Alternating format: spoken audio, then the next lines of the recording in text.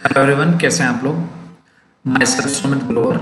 और बेटे आज हम लोग स्टार्ट करने जा रहे हैं एक बहुत ही इम्पॉर्टेंट सब्जेक्ट और एक बहुत ही इम्पॉर्टेंट क्लास। क्लास 11th के स्टूडेंट्स को और जो बच्चे स्टैट्स पढ़ते हैं, चाहे वो किसी भी लेवल के हों, चाहे वो कंपटीशन एग्ज़ाम की तैयारी कर रहे हों या वो ग्रेजुएशन लेवल पर हों, उनके लिए एक टॉपिक और एक सब्जेक्ट बड़ा ही इम्पॉर्टेंट होता है और वो सब्जेक्ट है स्टैटिस्टिक्स। और आज हम स्टैटिस्टिक्स की एक सीरीज स्टार्ट कर रहे हैं जिसमें मैं आपको केवल 3 क्लास दूंगा और इन 3 क्लासेस में क्लास 11th के हिसाब से टर्म 2 में, क्लास 11th का टर्म 1 टर्म 2 दोनों अलग अलग हो चुके हैं। अब टर्म 2 आप लोगों का बिल्कुल नियर है क्लास 11th स्टूडेंट्स का। तो टर्म 2 में बच्चों के लिए 3 क्लासेस में मैं आपको पूरी की पूरी जो आपकी स्टैट्स है टर्म 2 की, उसके सारे न्यूमेरिकल पोर्शन में आपको रिवाइज कराऊंगा। तो आई होप कि आपको ये क्लासेस बहुत ही बेनिफिट देंगी। तो इन क्लासेस को आप बिल्कुल एंड तक सब लोग देखिए, और अगर जो स्टूडेंट हमारे चैनल पे न्यू हैं वो चैनल को सब्सक्राइब कीजिएगा, ताकि ऐसी ही जब कोई और वीडियो आपसे मतलब कि उस पर अपलोड हो चैनल पर, तो आपको उसकी नोटिफिकेशन मिले और आप अपने काम की वीडियोस को करते रहें। इससे पहले हम लोगों ने एक सीरीज़ कंप्लीट की थी जिसमें हमने 16 क्लासेस में क्लास 11 टर्म 2 का पूरा अकाउंट्स कंप्लीट कराए। और बेटे स्टैटिस्टिक्स, इकोनॉमिक्स ये एक ऐसा सब्जेक्ट है जो कॉमर्स के स्टूडेंट भी ऑप्ट करते हैं, साइंस के स्टूडेंट भी ऑप्ट करते हैं, ह्यूमैनिटीज़ के स्टूडेंट भी ऑप्ट करते हैं। ठीक, तो ये बहुत ही अच्छी क्लासेस हैं जो सभी बच्चों के लिए बड़ी वैल्यूएबल हैं। तो आप लोग इसको बहुत अच्छे से देखें और अपने सर्कल में इनको शेयर भी करें ताकि ज़्यादा से ज़्यादा लोग इसको देख पाएँ। और ऐसी ही कुछ और क्लासेस भी आपके लिए मैं अपलोड करता रहूँगा टाइम टू टाइम, जो कि आपको आपकी स्टडीज़ में बहुत हेल्प करेंगी। ठीक है, तो चलिए आते हैं आज के लेक्चर पर। तो चलिए स्टार्ट करते हैं। अब बेटे आज हम एक चैप्टर स्टार्ट करने जा रहे हैं जिसका नाम है स्टैंडर्ड डेविएशन। ठीक, अब कोई भी चैप्टर समझने से पहले स्टैंडर्ड डेविएशन समझें आप, या कोई और चैप्टर समझें, चाहे आपने कभी मीन मीडियन मोड अगर समझा हो, तो सबसे पहली बात मैं आपको बताता हूं कि स्टैटिस्टिक्स को समझने के लिए हमें सबसे पहले समझना होता है सीरीज को। ठीक, स्टैटिस्टिकल सीरीज कितने टाइप की हो सकती हैं, तो सबसे पहले मैं आपको बता दूं, सबसे पहले सीरीज होती है इंडिविजुअल सीरीज। जैसा ही आपको नाम से समझ में आता है इंडिविजुअल, इसमें हर एक इंडिविजुअल यूनिट के बारे में अलग अलग से डेटा दिया होता है। जैसे कि मैंने यहाँ पर एक एग्जांपल लिखा कि रोल नंबर 1, 2, 3, 4, 5 ये अलग अलग स्टूडेंट हैं और इनके अलग अलग हमें मार्क्स यहाँ पर गिवन है, आप देख सकते हैं। हमने कोई ग्रुपिंग नहीं करी है, हमने कोई ग्रुप वाइज डेटा प्रेजेंट नहीं करा, हमने हर एक पर्सन का अलग अलग डेटा प्रेजेंट करा। जैसे मान लीजिए यहाँ पर 10 लोग होते, राम, श्याम, मोहन, सोहन, और मैं उन सब की सैलरी को अलग अलग लिखूं, तो कोई ग्रुपिंग नहीं करी मैंने यहाँ पर। तो ऐसे डेटा को हम बोलते हैं इंडिविजुअल सीरीज। अब कुछ बच्चे ये सोचेंगे कि सर हमें ये सीरीज सीखना ज़रूरी क्यों है, क्योंकि बेटे किसी भी चैप्टर में जो फॉर्मूले होते हैं, जो कैलकुलेट करने का तरीका होता है, वो इन्हीं सीरीज के ऊपर डिपेंड करता है कि सीरीज कैसी है और हमें उसे कैसे कैलकुलेट करना है। बेटे दूसरी सीरीज होती है डिस्क्रीट सीरीज। यहाँ पर हम क्या करना शुरू कर देते हैं, हम डेटा को प्रिसाइज करने के लिए, डेटा को थोड़ा सा शॉर्ट करने के लिए हम उसका ग्रुप बनाना शुरू कर देते हैं। जैसे कि फॉर एग्जांपल हमने टेस्ट लिया और टेस्ट में बच्चों के नंबर आए 5 मार्क्स, 10 मार्क्स, 15 मार्क्स, 20 मार्क्स और 25 मार्क्स, यही 5 कैटेगरी के नंबर आए। तो मैंने क्या करा, इन मार्क्स को तो बेस बना लिया और एक ग्रुप बना लिया कि भाई 5 नंबर वाले कितने स्टूडेंट हैं, 10 स्टूडेंट्स हैं, 15 students for 10 marks, 5 students for 15 marks, 10 student for 20 marks. तो यहाँ पर मैंने कहीं ना कहीं मार्क्स को एक बेस बना लिया और बेस बना के ग्रुप बना लिया, यानी कि 10 स्टूडेंट्स का ग्रुप बन गया। करेक्ट, तो ये मैं यहाँ पर ग्रुपिंग कर रहा हूँ डेटा की, और इसमें हम बनाते हैं डिस्क्रीट सीरीज। करेक्ट, जब यहाँ पर हमने कोई एक तरीके से एक हमने लोअर लिमिट या अपर लिमिट डिसाइड नहीं करी, ठीक, एक फिक्स डिजिट यहाँ पर ली कि भाई 5 नंबर वाले 10 स्टूडेंट हैं, 5 मार्क्स लेने वाले 10 स्टूडेंट हैं, 10 मार्क्स अचीव करने वाले 15 स्टूडेंट हैं, तो ऐसे डेटा को हम बोलते हैं डिस्क्रीट सीरीज। करेक्ट। नेक्स्ट आपकी सीरीज आती है कॉन्टिन्यूस सीरीज। क्या आती है? Continuous series. इसमें हम क्या करते हैं, जब डेटा हमारे पास और ज़्यादा बड़ा हो जाता है तो हम क्या करते हैं, जो हमने बेस लिया था, जैसे मार्क्स को हमने बेस लिया था कि हम 0 से 10 के बीच में स्टूडेंट देख रहे हैं कि कितने हैं, तो हमने क्या करा, इसका भी एक इंटरवल ले लिया कि 0 से 10। तो अब 0 से 10 के बीच में 0 वाले स्टूडेंट भी यहीं पर होंगे, 2 वाले भी यहीं पर, 3 भी, 4, 5, 6, 7, 8, 9, तो 9 तक के स्टूडेंट यहाँ पर होंगे और 9 से आगे के स्टूडेंट यहाँ पर होंगे। तो हमने क्या करा, यहाँ पर भी ग्रुप बना लिया और उस ग्रुप के बेस पर इस डेटा को हमने आइडेंटिफाई कर लिया। अब जो चैप्टर हम सीखने जा रहे हैं उसमें आपको मैं एक बात बता दूं, ये जो कॉन्टिन्यूस सीरीज है इसका कोई रोल नहीं है, इसका कोई रोल नहीं है कॉन्टिन्यूस सीरीज का। जब आप हमारा चैप्टर करते हैं स्टैंडर्ड डिवीजन, स्टैंडर्ड डिवीजन में आप लोग क्या करते हैं, जो क्लास इंटरवल होता है, क्लास इंटरवल ये आपको गिवन है और क्लास इंटरवल के बेस पर आप लोग क्या कैलकुलेट कर लेते हैं, मिड वैल्यू। कैसे? Lower limit plus upper limit, lower limit plus upper limit divided by 2, तो 0 + 10 डिवाइडेड बाय 2, तो कितना आ गया 5। ऐसे ही 10 + 20 डिवाइड बाई 2 कितना आ गया 15, 20 + 30 डिवाइडेड बाई 2 कितना आ गया 25, देन 35, देन 45। तो जब भी आपसे क्वेश्चन बोले कि आपको क्या कैलकुलेट करना है, स्टैंडर्ड डेविएशन, ठीक, तो पहले तो आप ये चेक करो कि कहीं आपके पास कॉन्टिन्यूस सीरीज तो नहीं है। अगर कॉन्टिन्यूस सीरीज है तो कॉन्टिन्यूस सीरीज में जो क्लास इंटरवल होगा उससे निकाल लो मिड वैल्यू, और जैसे ही मिड वैल्यू आ जाएगी इस क्लास इंटरवल का यूज हो जाएगा खत्म, नो यूज। ये हमारे लिए x बोला जाएगा, नंबर ऑफ स्टूडेंट इसे हम बोलेंगे फ्रीक्वेंसी। फ्रीक्वेंसी मतलब एक पर्टिकुलर नंबर कितनी बार रिपीट हो रहा है, तो 5 मार्क्स 10 स्टूडेंट्स के, 15 मार्क्स 15 स्टूडेंट के। तो मेन थिंग आपको ये सीखनी है कि सर सबसे पहली होती है इंडिविजुअल सीरीज, उसके बाद होती है डिस्क्रीट सीरीज, उसके बाद होती है कॉन्टिन्यूस सीरीज, और हम कॉन्टिन्यूस को क्या बना लेते हैं, डिस्क्रीट। तो जब हमने कॉन्टिन्यूस को भी डिस्क्रीट बना लिया तो एक तरीके से हमें फॉर्मूले कितने टाइप के सीरीज में पढ़ने चाहिए, एक तो इंडिविजुअल और दूसरा डिस्क्रीट। आई होप यहाँ तक की बात आपको क्लियर होगी। अब आगे चलते हैं। ये तो हमने एक बेसिक बात समझी कि सीरीज कितने टाइप की होती हैं, तभी आप उनको कुछ उनके ऊपर स्टैंडर्ड डिवीजन कैलकुलेट कर पाओगे। अब आते हैं आगे। अब ये जो आपको दिखाई दे रहा है स्टैंडर्ड डिवीजन के सारे मेथड्स, अब बिल्कुल ध्यान से मेरी बात सुनिएगा। पहली बात तो ये जो चार्ट मैंने आपको यहाँ पर बनाकर दिया है, ये चार्ट आपको कभी भी किसी एक बुक में एक जगह पर कभी नहीं मिलेगा बना हुआ। मैं आपको बताता हूँ, बात बिल्कुल ध्यान से सुनिएगा। तो बेटे अभी तक हमने ये समझा कि हमारी 3 टाइप की तो होती हैं सीरीज, करेक्ट, 3 टाइप की होती हैं सीरीज। अब स्टैंडर्ड डिवीजन जब हम निकालने की बात करते हैं, स्टैंडर्ड डिवीजन की बात करते हैं, तो हम यहाँ पर ये बात करते हैं कि कितने मेथड्स होते हैं, करेक्ट। तो there are 3 series, individual, discrete and continuous, and there are 4 method, 1, 2, 3 and 4। There are 4 methods. Exam में मेथड का नेम गिवन होता है, अगर गिवन नहीं होता तो मोस्टली आप एक्चुअल मीन मेथड से ही स्टैंडर्ड डिवीजन कैलकुलेट करते हैं। एग्जाम पॉइंट ऑफ व्यू से ये दोनों मेथड इंपॉर्टेंट होते हैं, डायरेक्ट मेथड और स्टेप डिवीजन मेथड कम आता है।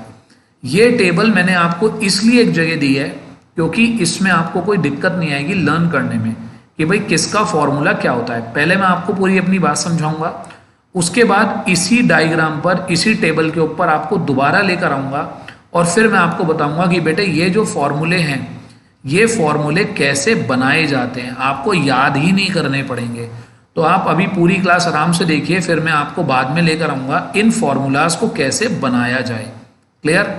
अब बात आती है कि सर आप स्टैंडर्ड डिवीजन समझा तो रहे हैं, लेकिन अभी तक ये तो हमें पता ही नहीं चला स्टैंडर्ड डिवीजन क्या होता है।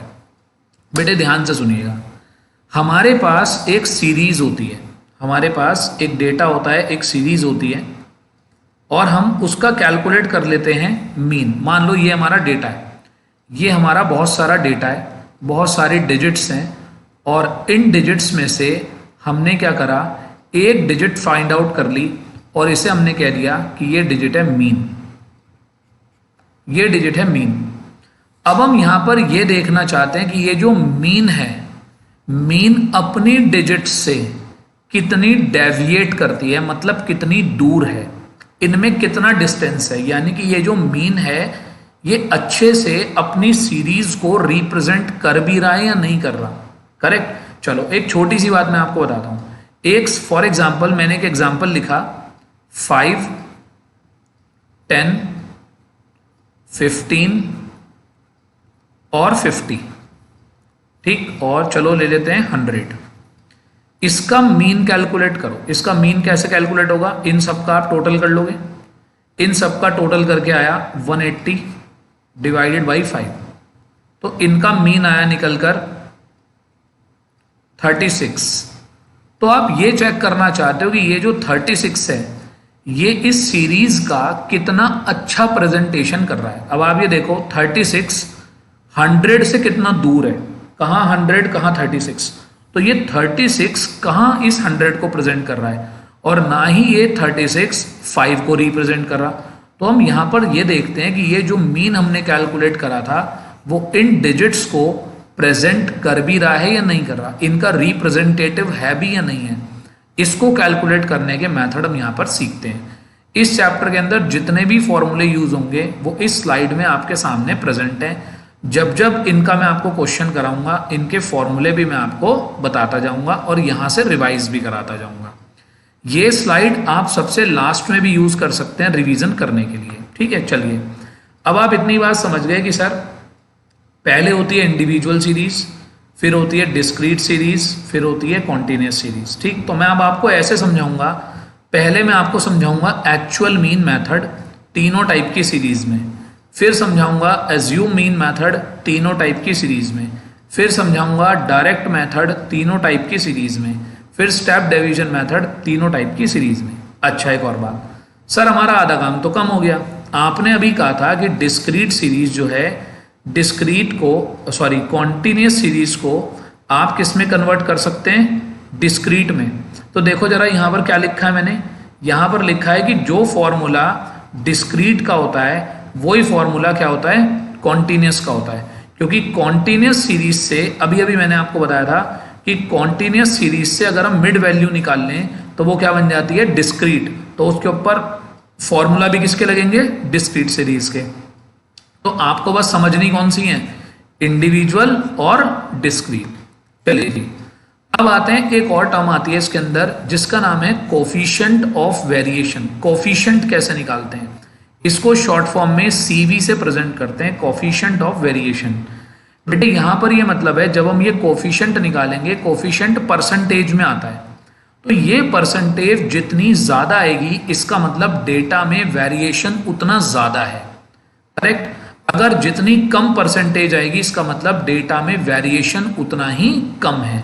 तो दो सीरीज को अगर आपको आपस में मेजर करना हो कि किसमें वेरिएशन ज्यादा है किसमें वेरिएशन कम है, तो आपको दो को कंपैरिजन करने के लिए इनको परसेंटेज में कन्वर्ट करना पड़ता है, उसको हम बोलते हैं कोफिशिएंट ऑफ वेरिएशन। भैया आप सोचो अगर मुझे दो स्टूडेंट को आपस में कंपेयर करना है उनके मार्क्स को, तो सबसे अच्छा तरीका है कि आप दोनों की परसेंटेज कैलकुलेट करो और दोनों की परसेंटेज को सामने सामने रखो, तो ही आपको समझ में आ पाएगा कि किसके नंबर ज्यादा हैं किसके नंबर कम। तो जब कभी किसी दो सीरीज को कंपेयर करने की बात की जाए तो हम कैलकुलेट करते हैं कोफिशिएंट ऑफ वेरिएशन। चलिए अब हम आते हैं एक्चुअल मीन मेथड पर। ठीक, एक्चुअल मीन मेथड में हम क्या करते हैं बेटे, सबसे पहली बात हम इसमें मीन कैलकुलेट करते हैं, यानी कि एवरेज कैलकुलेट करते हैं। मीन आप लोगों ने पहले भी सुना है कि मीन क्या होता है। अगर सपोज करिए ये हमारे पास इंडिविजुअल सीरीज है 5, 10, 25, 30, 50। सबसे पहले आप लोग क्या करेंगे, सबसे पहले आप इनका मीन कैलकुलेट करेंगे। 5 + 10 + 25 + 30 + 50 डिवाइड बाई 5। मीन आ गया 24। करेक्ट। अब बेटे बिल्कुल ध्यान से सुनिएगा, मीन आ गया, ये डेटा हमें गिवन था, x हमें गिवन था, ओनली यही मुझे गिवन था बस। अब हम कैलकुलेट करते हैं डेविएशन। डी मतलब डेविएशन, डिफरेंस, यानी कि ये जो 5 है इसका अपने मीन से कितना डिफरेंस है, कितनी डिस्टेंस पर है, कितना दूर है। तो 5 minus 24 that is 19, 10 minus 24 minus 14, 25 minus 24 1, फिर 6, फिर 24 6, ऐसे। अब हुआ क्या, अगला स्टेप होता है कि हम इसका स्क्वायर कर देते हैं। अब एक बच्चा एक बार मुझसे पूछने लगा, सर आपने इसका स्क्वायर क्यों करा? मैंने कहा बेटे हम क्या करना चाहते हैं, देखो डिवीजन तो डिवीजन है, चाहे वो प्लस साइड में हो चाहे वो माइनस साइड में हो। तो मैंने कहा बेटे मैं इस डिवीजन में ना इस माइनस माइनस के इम्पैक्ट को खत्म करना चाहता हूं। तो बेटे अगर हम इसका स्क्वायर कर दें तो क्या हो जाएगा, 19 का स्क्वायर यानी कि 19 इंटू 19, 19 इंटू 19 361, 14 इंटू 14। ठीक इस तरीके से मैंने सबका स्क्वायर कर दिया। और अब मैंने स्टैंडर्ड डिवीजन कैलकुलेट, बेटे स्टैंडर्ड डिवीजन को सिग्मा से डिनोट करते हैं और ये स्मॉल सिग्मा होता है। एक सिग्मा होता है ये वाला, ये टोटल के लिए यूज होता है, और ये होता है स्मॉल सिग्मा। अब जरा ध्यान से देखिएगा, ये जो हमने डी स्क्वायर कैलकुलेट करा, आप इसका टोटल कर लेते हैं, फॉर्मूला देखते रहिएगा, sigma D square upon n. अब एक और बात, आपने यहां पर सारे डिजिट्स का स्क्वायर किया था, ये चीज आपको बहुत ही कम लोग बताएंगे। आपको फॉर्मूले तो याद करा देंगे लेकिन आपको लॉजिक नहीं बताएंगे कि ऐसा क्यों करा। बेटे स्टैट्स में क्या होता है, अगर हमने किसी चीज को भी स्क्वायर करा है उसका इंपैक्ट खत्म करने के लिए माइनस प्लस का, तो स्क्वायर का अपोजिट आप सबको पता है, स्क्वायर का अपोजिट आप सबको पता है क्या होता है, रूट। तो हम बाद में उसका क्या कर देते हैं, पहले हमने उसका स्क्वायर करा था, स्क्वायर का इंपैक्ट खत्म करने के लिए हम उसका क्या कर देते हैं, रूट। तो हमारा फॉर्मूला बन गया sigma D square upon n, और हमने उसे लिख दिया रूट में 1270 डिवाइडेड बाई एन। एन कितना है, नंबर ऑफ टर्म्स 1 2 3 4 5, करेक्ट। और इसको हमने लिख दिया रूट में। अब मैंने इसको डिवाइड करा तो 5 2 ज़ा 10, 5 5 ज़ा, और ये हो गया आपका 5 4 ज़ा 20, 254 इन अंडर रूट। अब सबसे बड़ी मुसीबत तो यहां खड़ी हो जाती है, 90% बच्चे रूट करना भूल चुके होते हैं जब वो क्लास 11th में आते हैं। कहते हैं सर हमें तो याद ही नहीं है। हाँ, जूनियर क्लासेस में सीखा जरूर था, 8th क्लास में, 7th क्लास में, 9th क्लास में आया जरूर था, लेकिन हम तो भूल गए अब करना। तो कुछ बच्चे क्या करते हैं, यहीं पर छोड़ देते हैं क्वेश्चन, तो यहीं पर छोड़ देते हैं तो बेटे कभी भी आपको पूरे नंबर नहीं मिलेंगे, टीचर आपके कोई ना कोई नंबर जरूर डिडक्ट करेंगे। तो चलिए मैं आपको इसका डिवीजन मेथड से, बेटे एक तो होता है 36, मान लो आया तो 6 6 ज़ा 36, वो इजी है। अब मैं आपको इसका कैलकुलेट करना सिखाता हूं कि मीन कैसे, कि आपका जो रूट है वो डिवीजन मेथड से आप लोग कैसे कैलकुलेट करेंगे। देखिए हमारा आया था आंसर यहाँ पर 254। अब जरा ध्यान से देखिएगा हर बच्चा, 254, मुझे इसका अंडर रूट लेना है बाय डिवीजन मेथड। कौन से मेथड से, डिवीजन मेथड से मुझे इसका रूट कैलकुलेट करना है। ठीक, तो सबसे पहला काम, इनके पेयर बनाने स्टार्ट करते हैं, वो भी राइट हैंड साइड से, बैक साइड से पेयर बनाते हैं। 2 का पेयर बना दिया, ये बेचारा अकेला रह गया, अकेला छोड़ दिया। तो पहला काम पेयर बनाओ पीछे की तरफ से। उसके बाद इस तरीके से एक लाइन ड्रॉ कर लेते हैं। अब बेटे ये डिवीजन मेथड है, आपने बचपन में पढ़ा होगा डिवीजन कैसे करते थे, एक डिजिट यहाँ लिखते हैं, एक डिजिट यहाँ लिखते हैं, फिर दोनों की मल्टीप्लाई करते हैं। यहाँ पर बस इतना ध्यान रखना होता है, जो भी आप यहाँ लिखो, जो यहाँ लिखो और दोनों की मल्टीप्लाई यहाँ लिखो, ये दोनों डिजिट सेम होनी चाहिए। यानी कि मैं ये कहना चाहता हूँ 1 1 ज़ा 1, 2 2 ज़ा 4 करता तो ज़्यादा हो जाता, तो मैं यहाँ क्या करूँगा 1 1 ज़ा 1, फिर लाइन ड्रॉ कर दी। अगर मैं 2 2 ज़ा 4 करता तो ज़्यादा हो जाता। बस ये ध्यान रखना है दोनों जगह सेम डिजिट लिखनी है। अब 2 में से 1 माइनस कर दिया, 1 आ गया, माइनस कर दिया जैसे डिवीजन में करते हैं, और जो रिमेनिंग नंबर होता है उसको नीचे कॉपी कर लेते हैं। लेकिन एक बात ध्यान रखते हैं कि यहाँ पूरा पेयर कॉपी होता है नीचे। इतना काम हमने कर लिया। अब जो नंबर हमने अपने पास से लिखा था, पहले ध्यान से सुनो, जो यहाँ वो वहाँ, दोनों की मल्टीप्लाई यहाँ, फिर माइनस करा, जो अपने पास से लिखा था उतना ही मैंने ऐड कर लिया। तो 1 में 1 ऐड कर दिया, कितना हो गया 2, करेक्ट। अब फिर वही बात, जो नंबर यहाँ वो नंबर वहाँ और दोनों की मल्टीप्लाई यहाँ पर। अब मान लो आप 25 लिखते हो, यहाँ पर 5 लिखते हो, 25 5 जा 125। एक बार 26 भी करके देख लो, 26 6 जा, ये हो गया 156, ये ज्यादा हो गया, तो 25 5 जा 125। अब आगे देखते रहे बिल्कुल ध्यान से, डेसिमल तक भी बताऊंगा। 14 में से 5 गए 9, 4 में से 2 गए 2, ठीक, तो 29 आ गया। अब आपको पता है जब हम डिवीजन करते थे, डिवीजन सीखते थे, तो डेसिमल लगा के 0 लिखते थे। अब यहां डेसिमल लिखेंगे और नीचे 0 भी, यहां पर कितने लिखेंगे हम, 2 लिखेंगे 0 भी पेयर में। अब जो हमने यहां पर लिखा था 25 में 5 हमने अपने पास से लिखा था, तो 5 ऐड कर दो, कितना आ गया 30। अब इसे मल्टीप्लाई करो, तो ये जा रहा है आई होप 309 करके देख लेते हैं एक बार।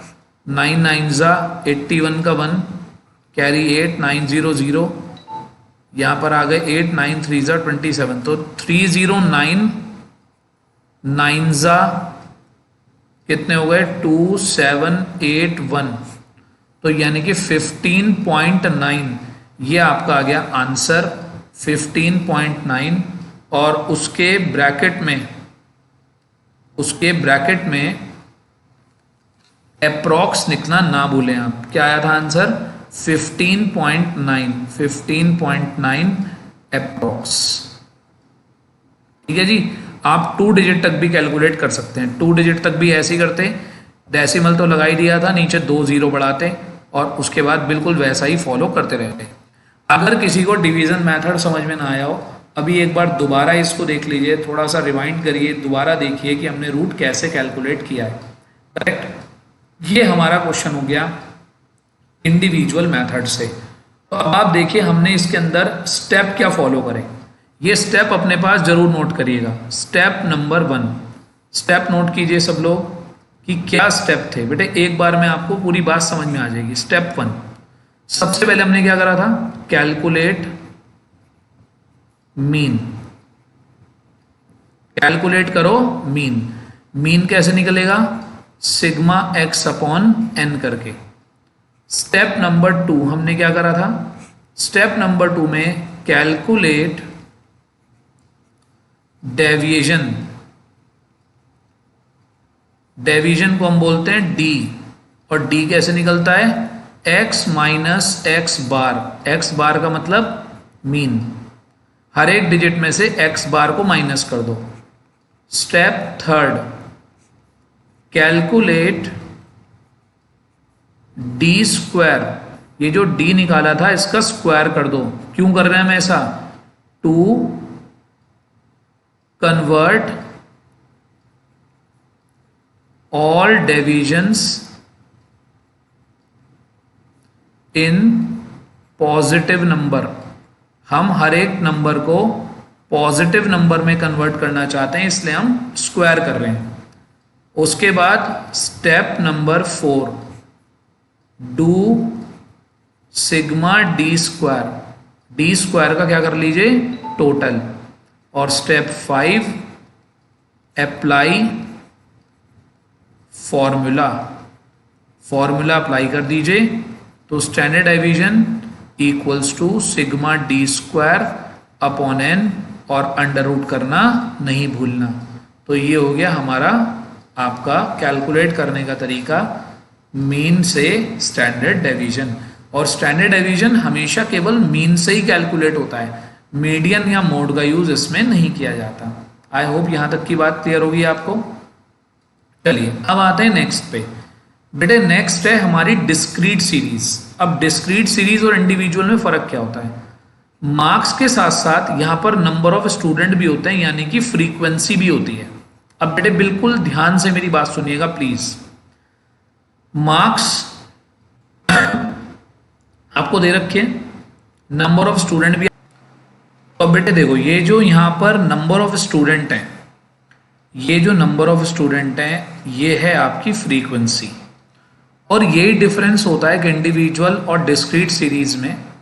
कि जो इंडिविजुअल सीरीज होती है उसमें केवल मार्क्स गिवन होते हैं, और इंडिविजुअल सीरीज से हटकर जब डिस्क्रीट आते हैं तो डिस्क्रीट में हम ग्रुप बना देते हैं कि भाई 5 नंबर वाले 2 स्टूडेंट हैं, 10 मार्क्स वाले 1 स्टूडेंट हैं।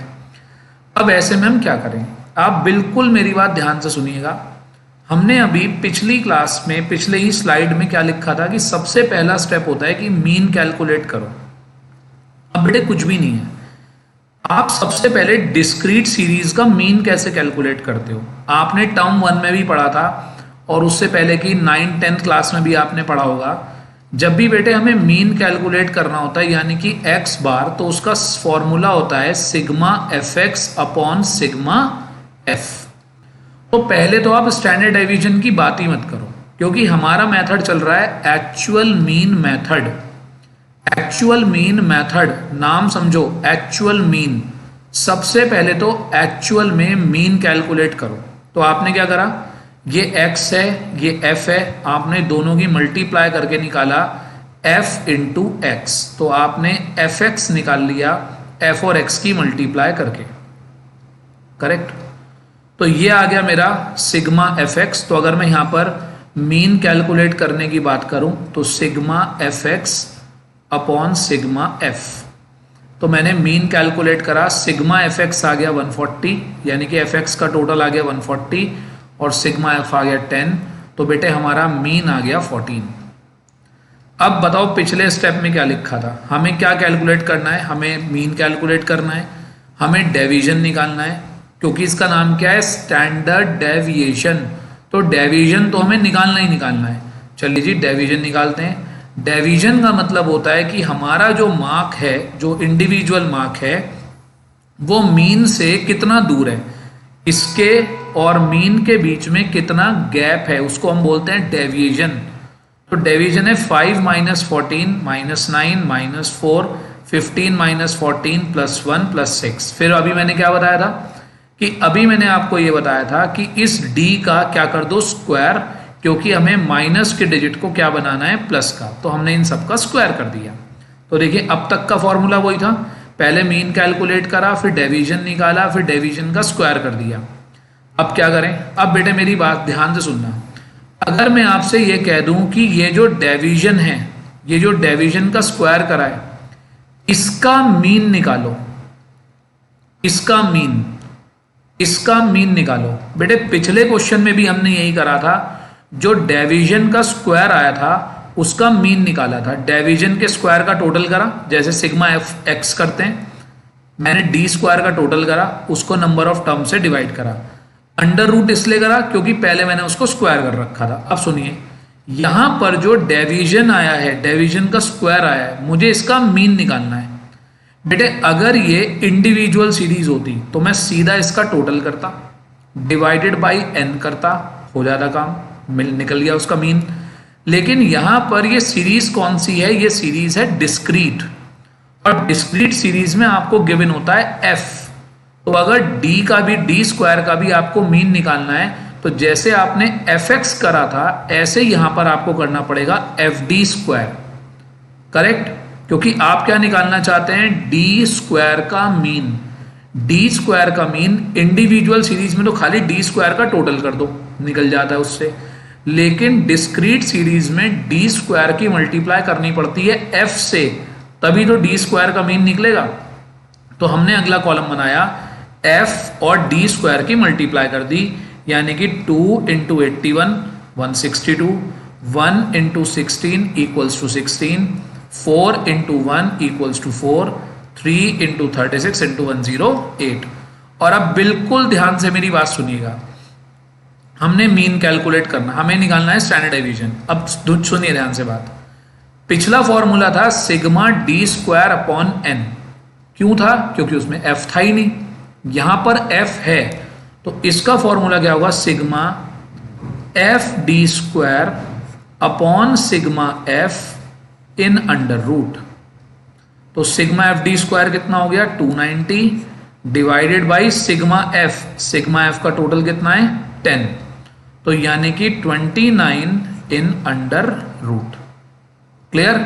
और अंडर रूट निकालना अभी मैंने आपको सिखाया डिवीजन मेथड से। अगर आपको ना निकालना है तो जो स्टेप मैंने भी फॉलो करे थे उन्हीं स्टेप्स को आप दोबारा यूज करना, तो आप 29 का अंडर रूट निकाल पाएंगे बहुत आसानी से। अब मैं एक बार आपको दोबारा लेकर आना चाहता हूं जो हमने फॉर्मूले अभी अभी पढ़े थे। मेरे बेटे एक मिनट सामने देखो सब। जब इंडिविजुअल सीरीज है तो sigma D square upon N in under root. फिर डिस्क्रीट सीरीज में क्या आ गया, एफ आ गया, क्योंकि इंडिविजुअल में तो एफ होता नहीं। तो देखो इन दोनों फॉर्मूलेज में क्या डिफरेंस है, ऊपर है sigma D square upon N, यहां बस एफ होता है तो बीच में एफ आ गया, तो sigma F D square upon sigma F. अगर आप ये फॉर्मूला याद कर लो एक्चुअल का तो ये तो अपने आप याद हो गया, बस बीच में एफ ही तो लगना है। और जो फॉर्मूला डिस्क्रीट का होता है सेम फॉर्मूला किसका होता है, कॉन्टिन्यूस का, क्योंकि अभी अभी मैंने आपको बताया था कि हम कॉन्टिन्यूस सीरीज से मिड वैल्यू निकालते हैं और मिड वैल्यू निकालकर वो क्या बन जाती है, डिस्क्रीट। करेक्ट। तो चलिए और आगे आते हैं। अब मैं आपको आगे की बात बताता हूँ, स्टेप्स टू बी फॉलोड। बिल्कुल सेम यही वाले स्टेप यहां पर आएंगे कि पहले आप मीन कैलकुलेट करो। पहला स्टेप क्या होगा,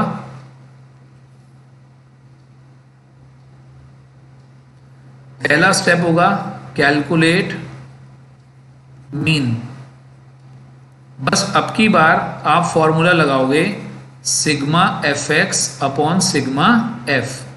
स्टेप 2 क्या करोगे, स्टेप 2 में डेविजन निकालोगे, और डेविजन कैसे आएगा, डेविजन होता है डी, तो आप क्या करोगे x माइनस एक्स बार कर दोगे। स्टेप 3 में क्या करोगे, स्टेप 3 में आप डी स्क्वायर करोगे।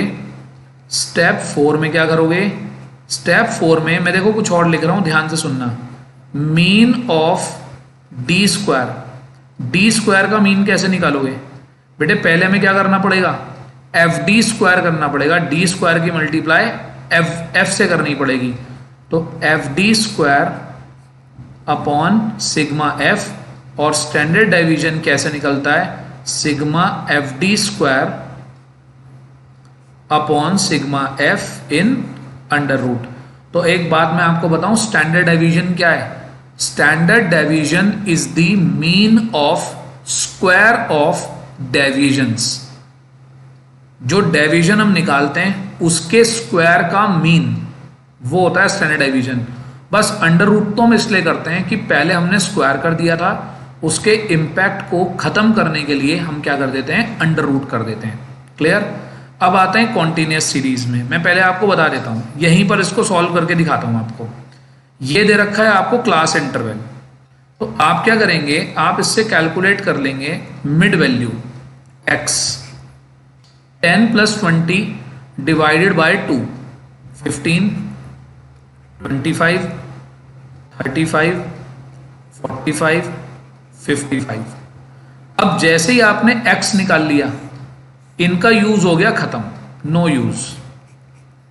अब ये x है और ये f है, और ये सीरीज किसके जैसी बन गई, ये बन गई डिस्क्रीट सीरीज के जैसी सीरीज। करेक्ट, डिस्क्रीट सीरीज बन गई।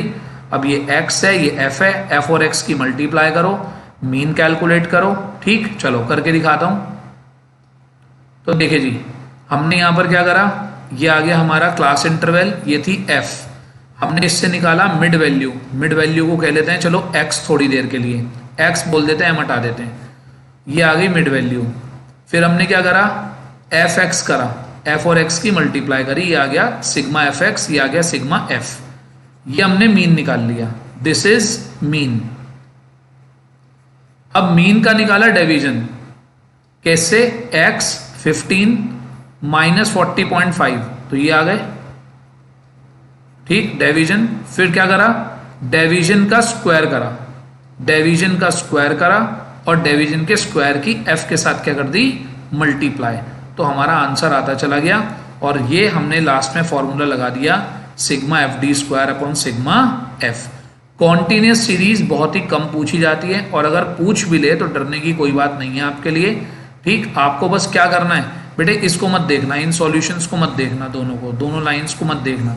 बस आप क्या करना, आप इसके बाद कैलकुलेट करना डी स्क्वायर, फिर करना एफ डी स्क्वायर, ठीक, और F D square sigma F D square upon sigma F in under root. ये काम आपको करना होता है। यानी कि कॉन्टिन्यूस सीरीज तो करनी नहीं हमें। जैसे ही हम कॉन्टिन्यूस सीरीज को मिड वैल्यू निकालकर एक्स बना देते हैं वो तो डिस्क्रीट बन जाती है, तो डिस्क्रीट सीखो, क्या दिक्कत है। क्लियर। अब आगे की बात चलते हैं बेटे। अभी तक हम कर रहे थे एक्चुअल मीन मेथड, हम असली में मीन निकाल रहे थे। तो आपने कहा सर ये तो बहुत हेडिक का काम है, पहले असली मीन निकालो, फिर मीन से डेविजन निकालो, फिर डेविजन का स्क्वायर करो, फिर उसका मीन निकालो, फिर उसका अंडर रूट करो। सर ये तो बहुत बड़ा काम है, कुछ छोटा काम कर रहे हैं। तो हम कर रहे हैं बेटे एज्यूम्ड मीन मेथड। इस मेथड में क्या होता है बेटे, हम मीन कैलकुलेट नहीं करते, हम मीन अपने पास से मान लेते हैं कुछ भी। ठीक, तो जरा देखिएगा मेरी बात ध्यान से। सबसे पहले आती है इंडिविजुअल सीरीज। तो हमने क्या करा, ये आपको एक्स दे रखा था, ऑलरेडी गिवन था ये आपको इंडिविजुअल सीरीज में। तो आपने क्या करा, इस सीरीज में से किसी को भी अपने पास से मीन मान लिया कि ये मीन होगा।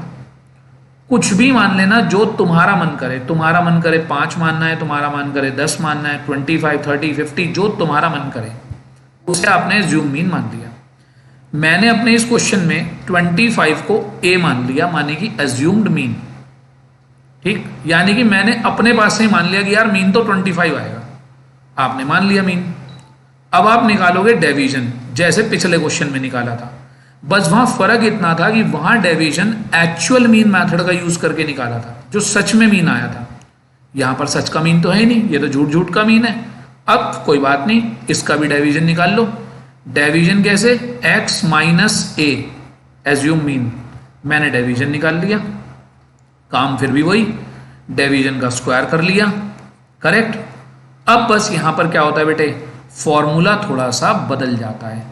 फॉर्मूला क्या हो जाता है, sigma D square upon N, sigma D square, ये रहा sigma D square, sigma D square upon N, N कितना है 5, तो sigma D square upon N minus sigma D, इसका भी टोटल करते हैं, सिग्मा डी, इन सबका टोटल करोगे तो आ रहा है -5, सिग्मा डी अपॉन एन का होल स्क्वायर ऐसे, और फिर अंडर रूट। क्लियर। तो ये कब होता है, ये आप लगाते हैं जब आप मीन कैलकुलेट नहीं करते, लेकिन आप क्या करते हैं, केवल एज्यूम्ड मीन मेथड से हम निकाल देते हैं। तो उसी से डेविजन निकाला, उसी से डेविजन का स्क्वायर निकाला, बस फॉर्मूला चेंज हो गया, sigma D square upon N minus sigma D upon N का whole square in under root.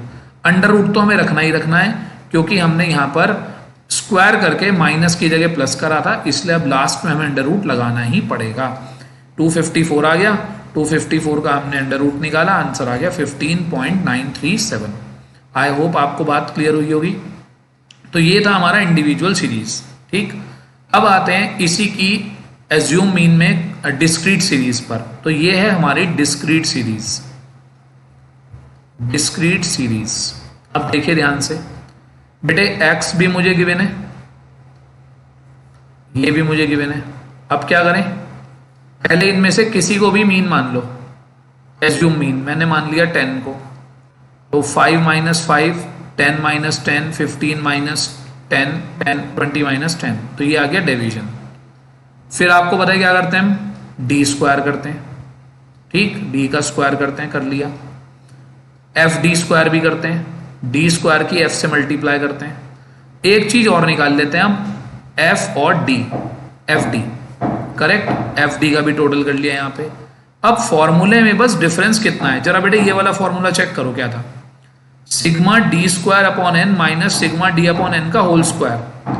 अब जब क्वेश्चन में एफ था ही नहीं, तो मैंने यहां कहीं एफ लिखा ही नहीं फॉर्मूले में इंडिविजुअल के, लेकिन यहां पर आ गया एफ, तो मैंने बीच बीच में क्या लगा दिया, हर जगह एफ लगा दिया। ये बात मैं आपको अपने फॉर्मूले से समझाता हूं, जहां मैंने आपको फॉर्मूले का चार्ट बताया पूरा। ये देखिए, इसको ध्यान से देखिए, sigma D square upon N minus sigma D upon N का होल स्क्वायर अंडर रूट। ये था इंडिविजुअल सीरीज में, क्योंकि इंडिविजुअल सीरीज में फ्रीक्वेंसी होती नहीं, यहां तो होती है। तो यहां क्या करो, बस देखो जरा इन दोनों फॉर्मूले का डिफरेंस देखो, बस यहां एफ नहीं है और यहां हर जगह एफ है। तो sigma F D square upon sigma F minus sigma F D upon N का whole square in under root. Clear.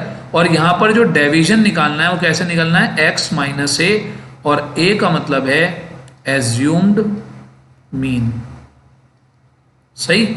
और बेटे कॉन्टिन्यूस सीरीज अपने आप में कुछ होती नहीं, कॉन्टिन्यूस सीरीज जैसे ही हमने कॉन्टिन्यूस सीरीज की मिड वैल्यू निकाली तो वो क्या बन जाती है हमारी डिस्क्रीट सीरीज, करेक्ट। तो उसके ऊपर भी फिर डिस्क्रीट सीरीज का ही फॉर्मूला लगता है, करेक्ट। तो यानी कि पहले वाले मेथड में मैंने सच में मीन निकाला था, दूसरे वाले में मैंने सच में मीन नहीं निकाला। अब आते हैं तीसरे मेथड पे, ठीक।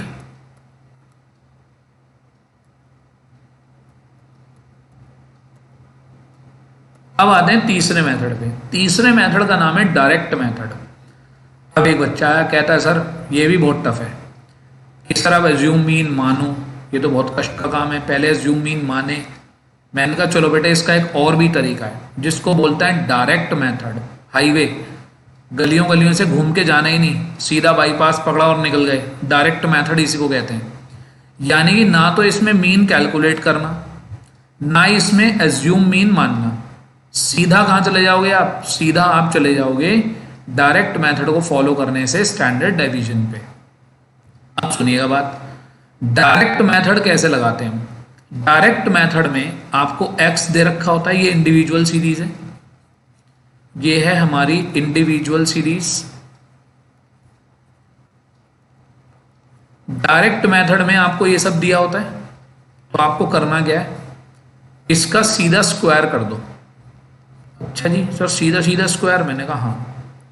और फिर फॉर्मूला लगाओ, sigma X square upon N, sigma X square, ये रहा sigma X square upon N, N कितना है 5, sigma X square upon N, sigma X यानी कि इन सब का total sigma X upon N का whole square and under root, correct. अब एक बच्चा अपने आप डिस्क्रीट सीरीज का फॉर्मूला खुद बना सकता है, ट्राई करके देखो। ये जो फॉर्मूला है ये इंडिविजुअल का है, इंडिविजुअल में फ्रीक्वेंसी नहीं होती, डिस्क्रीट में फ्रीक्वेंसी होती है।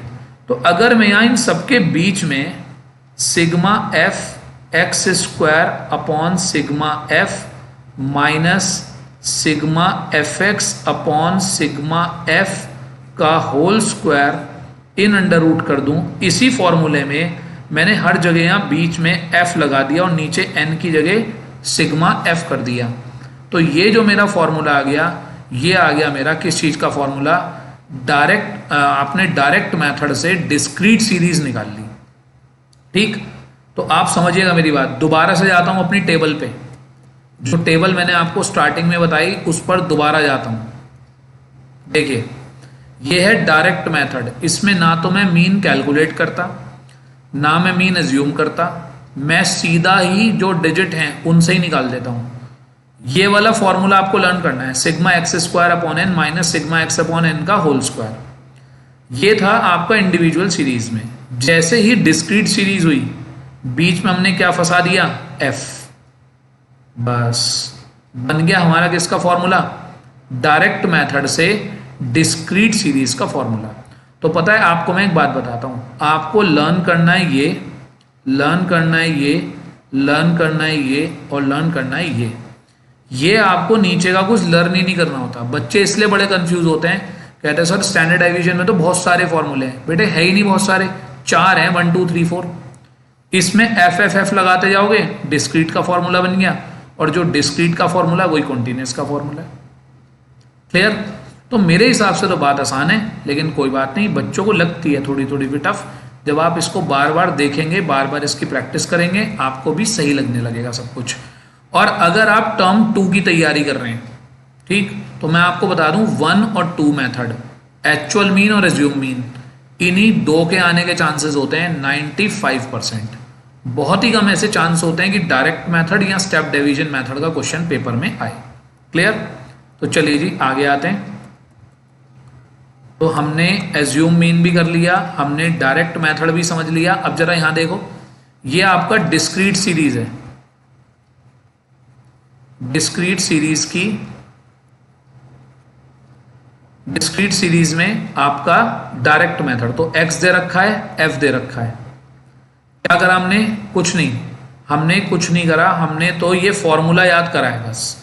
Sigma F X square upon sigma F. तो पहले आप ये करो, पहले ये आपको गिवन था, ये आपको गिवन था, इस फॉर्मूले के हिसाब से पहले आप ये कैलकुलेट करो, एक्स स्क्वायर कैलकुलेट कर लो, ठीक, फिर उसकी एफ से मल्टीप्लाई कर दो, ठीक, उसका टोटल कर लो। तो ये देखो F X square sigma F आपको मिल गया, फिर एफ एक्स की भी मल्टीप्लाई कर लो। तो सबसे पहला तरीका ये, आपको फॉर्मूला लिखना है अपने पास, एक फॉर्मूला लिख लिया। अब मुझे फॉर्मूले में फिर जो जो चाहिए वो मैं टेबल में कैलकुलेट करता गया। तो पहला तरीका फॉर्मूला लिखो। फॉर्मूला कहाँ से याद होगा? जो मैंने आपको स्टार्टिंग में फॉर्मूले दिए हैं वहाँ से याद होगा। पहले फॉर्मूला लिखो, मेथड चेक करो, उसके बाद टेबल बनानी शुरू करो कि हमें किस किस चीज़ की ज़रूरत है। क्लियर? अगले पे आते हैं। अगला आता है हमारा स्टेप डिवीजन मेथड। अब ये मेथड क्यों लगाया जाता है? कुछ नहीं है, बहुत आसान है बेटे। कभी कभी कुछ क्वेश्चन ऐसे होते हैं जिनमें डेटा बहुत बड़ा होता है। जैसे मान लीजिए यहाँ पर, यहाँ तो छोटा ही है डेटा, लेकिन फिर भी अगर मान लीजिए ये 50, 10, 100, 200 होता, ज़्यादा बड़ा डेटा होता, तो हमेशा से एक बात है कि अगर बड़ा डेटा है तो हम उसमें से कॉमन लेकर उसको छोटा कर देते हैं। अब ध्यान से सुनिएगा, मैंने x था मेरे पास, बिल्कुल सही बात है, अभी मैंने डायरेक्टली x से निकाला था डिवीजन। और दूसरी बात ये कि ये जो स्टेप डिवीजन मेथड है ये एज्यूम्ड मीन मेथड के साथ लगता है, एज्यूम्ड मीन मेथड के साथ लगता है, ठीक। तो अब आपने क्या करा, एज्यूम मीन ले लिया आपने 25, आपने डिवीजन निकाल लिया, ठीक।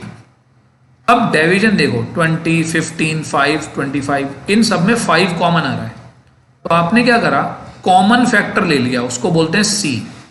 आपने कॉमन ले लिया इन सब में से 5, और फिर D का छोटा भाई क्रिएट कर दिया जिसका नाम है D डैश।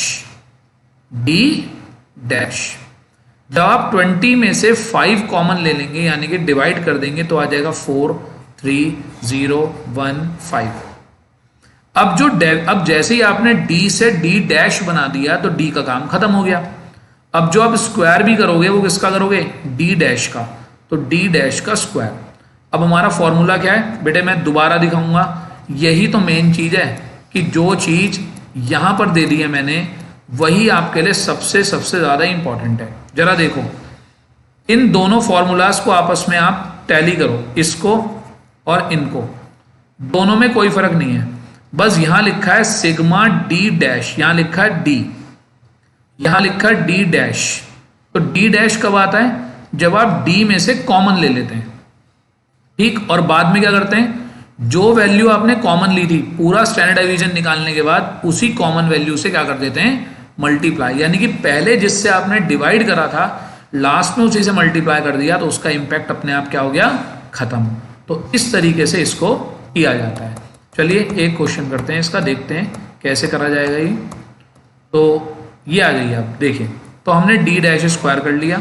अब हमने फॉर्मूला लगा दिया सिग्मा D डैश का square upon n, sigma D dash upon n का whole square in under root. और लास्ट में ये जो आंसर आया हमारा, जो भी कैलकुलेट आ गया, जो हमने C कॉमन लिया था यहाँ पर, उसी C की हमने क्या कर दी, मल्टीप्लाई, करेक्ट। तो ये हमारा आंसर आ गया 15.937। क्लियर? अब एक और मैं आपको बात बताता हूँ, अगर किसी भी क्वेश्चन में आपसे कोवेरिएशन या कोवेरिएंस पूछा जाए तो कोवेरिएंस का फॉर्मूला ये होता है, स्टैंडर्ड डिवीजन को मीन से मल्टीप्लाई कर दो, मीन कैलकुलेट कर लो और 100 से मल्टीप्लाई कर लो, तो ये आपका आया 66.4। यूजुअली कोवेरिएंस तब निकाला जाता है जब दो सीरीज को आपस में कंपेयर किया जाए, ठीक। अब आगे चलते हैं, स्टेप डिवीजन मेथड। इसी का स्टेप डिवीजन मेथड बेटे बिल्कुल सेम होगा, बस वहां पर D की जगह क्या होगा, D डैश होगा, बस। तो ये सिंपल सी बात याद रखनी है कि बिल्कुल एज्यूम मीन जैसा ही होता है स्टेप डिवीजन मेथड भी। बस स्टेप डिवीजन मेथड में हम क्या करते हैं, जो आपने D निकाला होता है उस D में से कुछ कॉमन ले लेते हैं। जैसे आप देखिए इसमें कुछ कॉमन आ रहा है क्या, D में से कुछ कॉमन आ रहा है, तो D में से जो भी कॉमन आए वो आप कॉमन ले लीजिए और उसके हिसाब से आप क्वेश्चन कर दीजिए। क्लियर? ये मत देखिए इसका कोई भी, ये यहाँ से मत देखिए, आपने D ले लिया, सपोज करिए 5, तो 5 2 जा, ठीक, ये सॉरी मिस्टेक है ये, इसको आप छोड़ दीजिए सबको, ठीक, तो इन्हें आप छोड़ दीजिए, आप अपने आप कैलकुलेट करिएगा, आप डी कैलकुलेट करिएगा अपने आप, फिर डी में से जो कॉमन आए वो कॉमन ले लीजिए और उसके बाद आप उसको प्रोसीड करिएगा। ठीक है, चलिए इसको मत देखिए बेटा बिल्कुल भी। ठीक, तो क्लियर होती है बात यहाँ तक। अब बेटे एक और टाइप के जो मैं अभी आपको बता रहा था कि जहां आपको वेरिएशन निकालना पड़ता है, वेरिएंस निकालना पड़ता है, तो ऐसे में आप क्या करते हैं, देखिए एक ऐसे क्वेश्चन भी आते हैं, an analysis of the monthly wages paid to the worker in two firms A and B belonging to the same industry gives the following. ये सब लिखा हुआ है यहाँ पर, दो फर्म है, firm A firm B, number of wages earner 550 650, average monthly इतना और इतना, और standard division of the distribution is 100 and 140। यहां पर लिखा है विच फर्म ए और B pays out larger amount as weekly wages, कौन सी फर्म ज्यादा पे करती है। सही, अब देखो यहां पर यार ये तो बड़ी आसान सी बात है, 550 वर्कर है, 1450 इनकी सैलरी है, दोनों को क्या कर दो मल्टीप्लाई, यहां पर इनकी मल्टीप्लाई कर दो, तो पहला तो आपको पता चल जाएगा। तो देखिए इसका आंसर, पहली फर्म पे करती है 550 लोगों को 1450 के हिसाब से, यानी कि इतना, दूसरी फर्म पे करती है इतना। क्लियर, तो ये तो आपको पता चल गया। अब बात आती है मेरे बेटे, ध्यान से सुनना, हमें निकालना है कोफिशिएंट ऑफ वेरिएशन। उसका फॉर्मूला होता है standard division divided by mean multiply by 100। यहां पर हमें मीन बता रखा है दोनों का स्टैंडर्ड डिवीजन बता रखा है, दोनों का मीन भी बता रखा है, हमने मल्टीप्लाई कर दी, आंसर निकाल लिया हमने। एक का आंसर आया 6.9%, एक का आंसर आया 10%। तो बेटे जिसकी भी परसेंटेज ज्यादा होती है, मोर परसेंटेज मीन्स मोर वेरिएशन। ठीक, पेपर में कभी कभी पूछ लेता है कि किस में वेरिएशन ज्यादा है, तो हम कहेंगे जी फॉर्म बी में वेरिएशन ज्यादा है। तो देखिए क्या लिखा है, since coefficient of variation is higher in the case of B, hence there is greater variation in the distribution of wages in the firm B। यानी कि फॉर्म B में जो वेरिएशन है वो ज्यादा होगा वेजेस पे करने का। क्लियर। अब बेटे एक और आपका टॉपिक आता है जिसका नाम है कंबाइंड स्टैंडर्ड डिवीजन।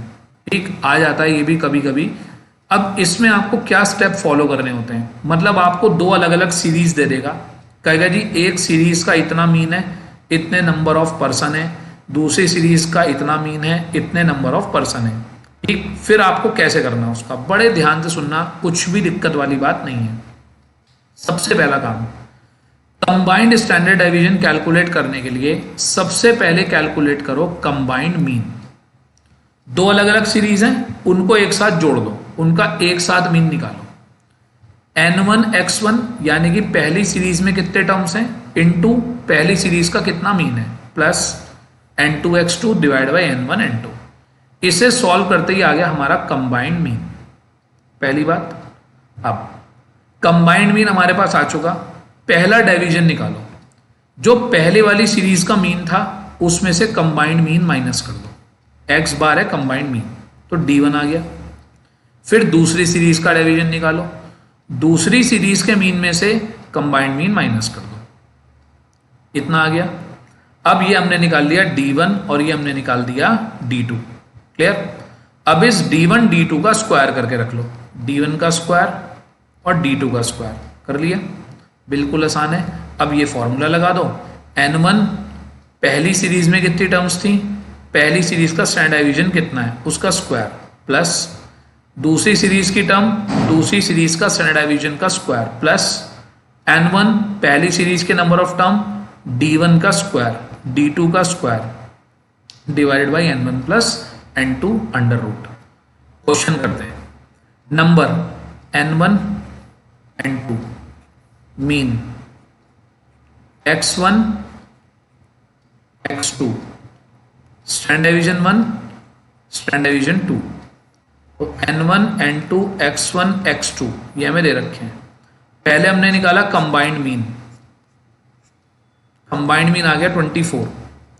अब निकाला division, X1 minus combined mean, तो 20 माइनस 24 माइनस 4, D2 सेकेंड वाली सीरीज का मीन माइनस कंबाइंड मीन 6। अब हमने कर दिया इनका स्क्वायर, 4 का स्क्वायर 6 का स्क्वायर। अब हमारे पास आ गया D1 का स्क्वायर और D2 का स्क्वायर, करेक्ट। तो स्क्वायर हमने कर लिए और इन सारी वैल्यूज को यहाँ पर रखते चले गए, तो हमारा निकल कर आ जाएगा कंबाइंड मीन। क्लियर। टर्म 2 में तो मुझे इसके आने की पॉसिबिलिटी नहीं है, लेकिन हाँ फिर भी आ सकता है। और अब अगर मैं आपको बात करूं कि बिल्कुल इंपॉर्टेंट चीज़ों की, तो मेरी बात सुनिएगा बिल्कुल ध्यान से। जब आप अपने टर्म 2 की तैयारी करें, तो टर्म 2 की तैयारी के लिए एक तो सबसे पहला वाला एक्चुअल मीन मेथड, नंबर 2 आपका एज्यूम्ड मीन मेथड।